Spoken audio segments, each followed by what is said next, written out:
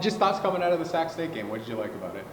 There's a lot of good things that are coming out of the Sac State game. We played a really physical game, and we want to keep improving on that and keep showing that for future games. How would you compare the physicality for your first two games to what you guys were putting on film last year? I think we are picking it up and improving. That's what we need to do, improve every day, and every year we need to improve. So I feel like we've done that, and we're just going to keep improving as the season goes on. Where do you think you guys have gotten better in terms of like an offensive line, tight end group, and the running backs? I feel like we're a super cohesive group. I definitely feel like that's a big improvement. We're a really cohesive group. We communicate well, so that's a huge thing this year. Looking at Middle Tennessee, I know Coach Joe's been very effusive in his praise of their front seven. I guess what are you seeing from their front group that you guys are going to face this week?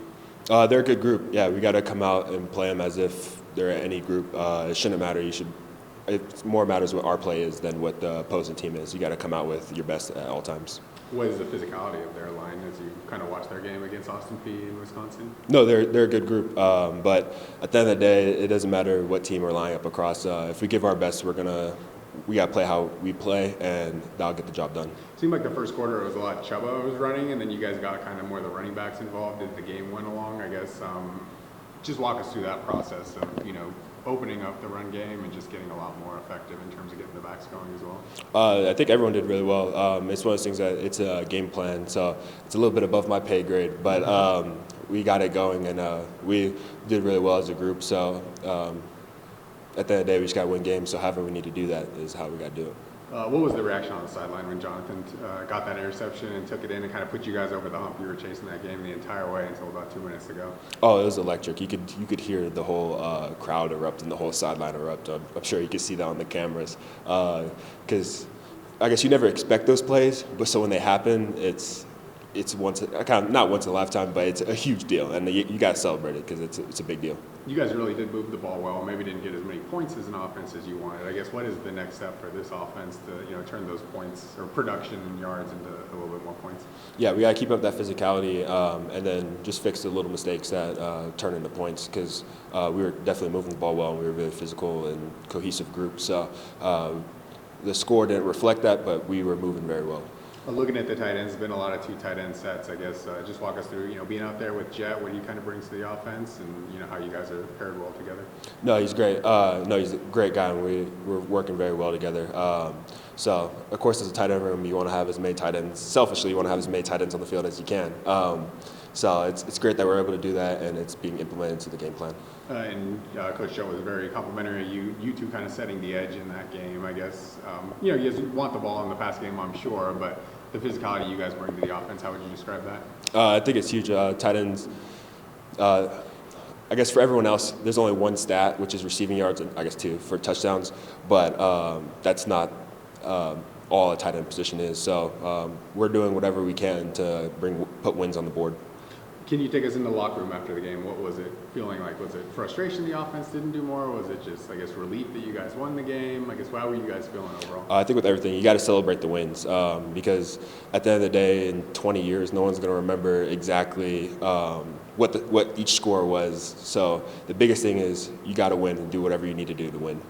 Tell us a little bit about the passing game. I know Coach Joe's been a little bit frustrated with that. I guess what's going to be, the keys to getting that a little bit more online? That's definitely above my pay grade. That's the coaches. They'll get that right. All I can do is focus on my job and make sure I'm doing what I need to do. What do you think are going to be the keys against Middle Tennessee and walking out of Mackey again with a win?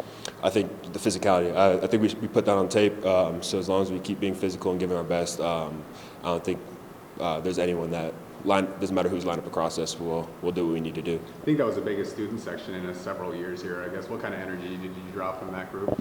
Oh, gotta love the student section. It was a little bit odd seeing them not behind the end zone because the first year or at least first year that I'm here, that they've been moved. So it's always cool seeing the student section. The student section here is great, and they always show out. So we definitely love the support that they give. The first win's always a big one to get the season rolling. I guess what kind of confidence do you guys take out of last Saturday heading into this Saturday? Taking wins, you got to learn how to win. So we're doing that and build on and improve for every game. Coach kind of even said he felt a different vibe on the sideline as the game went into the fourth quarter. A lot of close losses last year, close win this year. I guess, did you feel anything different on the sideline just in terms of belief it was going to work out in your way? I feel like the focus was a lot better. because you can kind of let a game get away from you, but if you just keep every series, you just forget about the last one because the next play is the most important play. And I feel like our group has done a really good job of, doesn't matter good, bad, indifferent, the last play, this next play is the most important one, so we just got to focus on that. I guess let's just start with your journey to Nevada. I mean, coming from Idaho, did Wolfpack show any interest coming out of high school? I know you weren't too far away in Boise. No, I was pretty lightly recruited out of high school. I didn't get the Idaho offer until signing day, actually. So Wolfpack wasn't really in reach for me in high school, but I'm very glad I'm here. Very excited to be a part of this program. What was the plan before getting that offer? Was it like a junior? I was going to go to Carroll College. I was committed there for 3 months, and then Coach Eck offered me on signing day, and so it was a late switch to Idaho. How much of a relief was that? Big relief. It's great to go to play at a Division I program, especially up there. I had a great time there for 3 years, and grateful for my time there for sure. Why do you feel like you kind of maybe flew under the radar there in high school?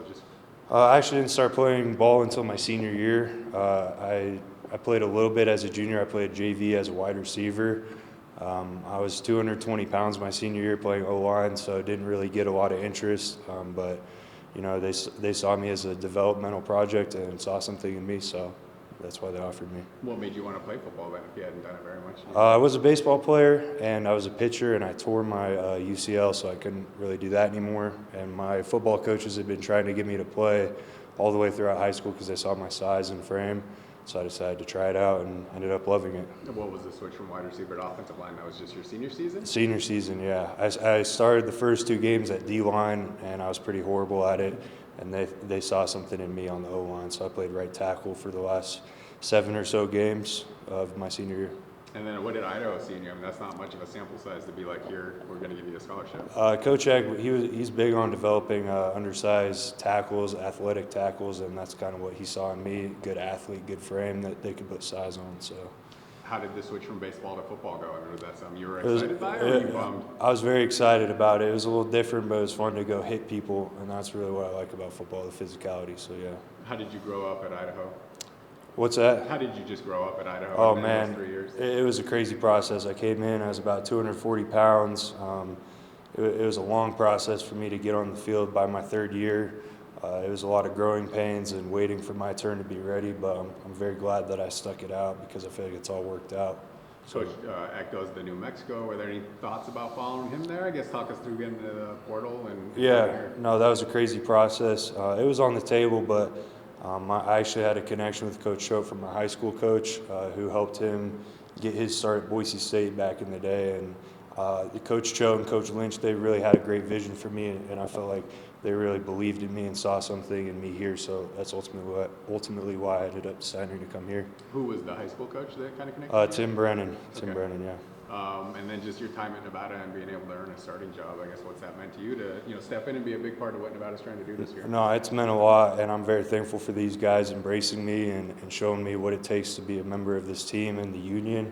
And just I feel like we're getting better every day as a group, and I feel like we have the chance to be one of the best O-lines in this conference for sure. How much are you learning just, 5th year in football, I guess? Most of these guys have been playing football for maybe closer to 15. Mm-hmm. Do you feel like your learning curve is a little bit different than some of these other guys? I feel like I still have a lot to learn, and I feel like I've learned so much in my time here. I mean, I feel like you talk to my coaches and compare how I looked when I got here versus how I look now. I feel like the coaching here has been tremendous, teaching me a lot of new things, how to play more physical, how to use my size, athleticism, and length to my advantage, for sure. And then obviously your first game's against Penn State. Just walk us through that experience. I know it probably didn't go exactly how you wanted, but what did you take away from facing future NFL guys? No, that was a fun game, and they did have some future NFL guys that were some very good players, and that was a good test for me because ultimately that's my goal eventually too. So that was fun to see how I stacked up against them. But it wasn't my first big game. My first career college start was against University of Oregon last year, but it was kind of fun to get back out there in a big environment and play against those guys. How would you describe how the offensive line played against Sac State? I mean, 270 rushing yards, I think only 1 sack allowed. Yeah, I thought we played pretty well. We played very physical. I feel like there's still things we can improve on and keep getting better. We weren't necessarily completely satisfied with the outcome of the game, but we were happy with how physical we were and how we established the run, for sure. Where do you think you guys grew the most from the first game to the second game? I think just being more consistent in the run game. Obviously, it was kind of hard to get the run going against Penn State, but that's something we really wanted to focus on last week and something we're trying to do again this week and replicate.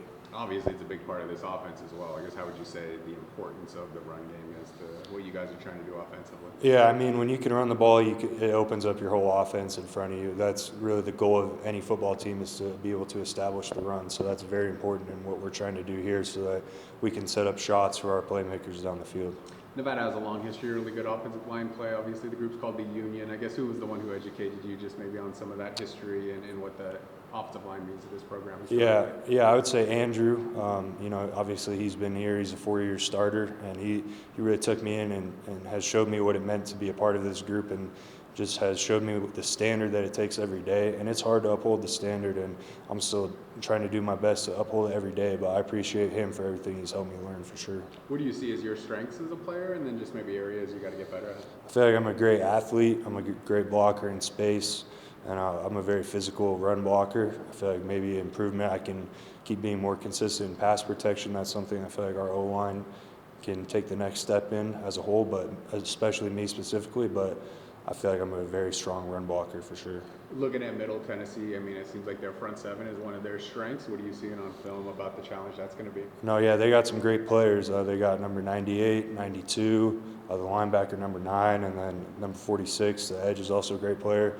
And they're a very physical group. They play with great pad level and get off, and they're good at slipping off blocks. It's really going to be important for us to strain and finish through them so that we can make explosive runs. Seems like it's kind of strength against strength in terms of your guys' run offense against their run defense. I guess how big of a challenge and how much do you guys have to prove in this game that you can win that? Yeah, it's a great challenge, and we're excited for it. And we want to replicate what we did last week and even do it better. So we're excited. Going back to your baseball career, was that arm injury your sophomore season, or? It was my sophomore season, yeah. Okay, and were you pretty bummed when all that happened? I was, I was very bummed. I loved to pitch and I loved baseball. That was kind of my first love for sports, but everything happens for a reason. So, what's been your favorite thing about getting on the football field and chasing this dream and this journey? I just feel like everything I've learned. I mean, I came in as a pretty fresh slate, and I feel like I've learned a lot and still have a lot to learn, and I feel like I am nowhere near my potential. So I'm just excited to see where I can take this, honestly. Right-handed or left-handed when you were pitching? Right-handed. Okay. Or were you like on the varsity team? Were you I was on JV as a freshman and then varsity as a sophomore. I was a decent pitcher, but I think I'm a little bit better of a football player than I was a pitcher. Gotcha. The Boise State game, I know that's a ways away. I guess what will that one mean to you growing up? That one means everything to me. I mean, that's a little bit of a personal game for me, but I'm very excited for that one. But right now it's all about Middle Tennessee.